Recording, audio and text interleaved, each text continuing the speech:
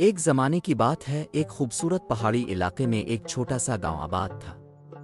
اس گاؤں میں ایک نیک دل کسان رہتا تھا جس کا نام عبداللہ تھا۔ وہ سادہ طبیعت کا مالک تھا، دیندار اور محنتی، اور اپنی کھیتی باڑی میں پوری لگن سے دن رات جاتا رہتا تھا۔ عبداللہ کا معمول بڑا سادہ تھا۔ وہ فجر کی نماز کے بعد کھیتوں کا رخ کرتا، دن بھر کام کرتا اور شام کو اپنے رب کا شکر ادا کرتا۔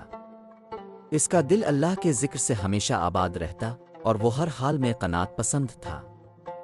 ایک دن جب وہ کھیت میں ہل چلا رہا تھا، اچانک اس کا پیلا کسی سخت چیز سے ٹکرایا۔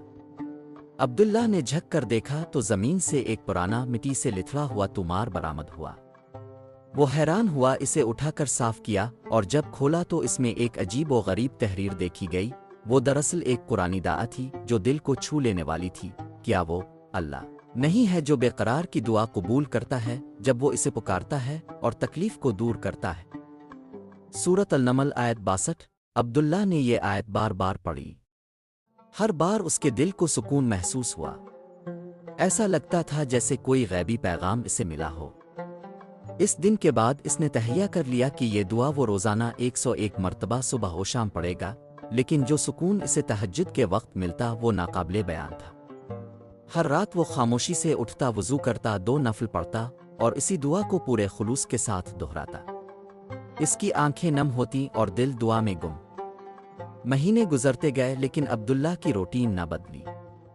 ایک رات جب وہ تہجد پڑھ کر دعا مکمل کر رہا تھا تو اچانک تیز ہوائیں چلنے لگیں، آسمان پر سیاہ بادل چھا گئے اور فضا میں ایک خاص کیفیت پیدا ہو گئی۔ لیکن عبداللہ کا دل پرامن رہا۔ وہ جانتا تھا کہ یہ لمحہ بھی رب کی طرف سے ہے۔ اگلی صبح جب وہ کھیت پہنچا تو اس کی آنکھیں حیرت سے کھلی کی کھلی رہ گئیں۔ کھیت کے عین درمیان ایک نیا کنواں نمودار ہو چکا تھا جو پہلے کبھی وہاں نہیں تھا۔ وہ آہستہ سے اس کے قریب گیا اور اندر جھانکا۔ پانی چمک رہا تھا جیسے سونے کی روشنی ہو۔ جب اس نے اور قریب ہو کر دیکھا تو اسے کنویں کے اندر ایک صندوق نظر آیا۔ اس نے رسی باندھ کر اسے نکالا اور حیران رہ گیا۔ صندوق سونے کے سکوں، قیمتی جواہرات اور چمکدار پتھروں سے بھرا ہوا تھا۔ عبداللہ سجدے میں گر گیا۔ اس نے روتے ہوئے رب کا شکر ادا کیا۔ وہ جانتا تھا کہ یہ خزانہ اللہ کا انعام ہے، لیکن عبداللہ نے یہ خزانہ صرف اپنے لیے نہ رکھا۔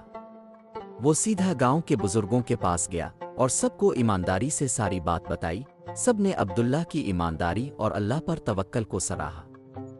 اس خزانے سے گاؤں میں نئے کنویں کھودے گئے، فصلوں کے لیے جدید آلات خریدے گئے اور محتاجوں کی مدد کی گئی۔ گاؤں میں خوشحالی آ گئی۔ عبداللہ کا کھیت سب سے زرخیز اور بابرکت بن گیا، لیکن وہ پہلے کی طرح عاجز اور شکر گزار ہی رہا۔ اس نے وظیفہ کبھی نہ چھوڑا۔ آج بھی اگر کوئی اس گاؤں میں جائے تو لوگ اسے عبداللہ کی دعا، صدق دل اور اللہ پر یقین کی کہانی ضرور سناتے ہیں۔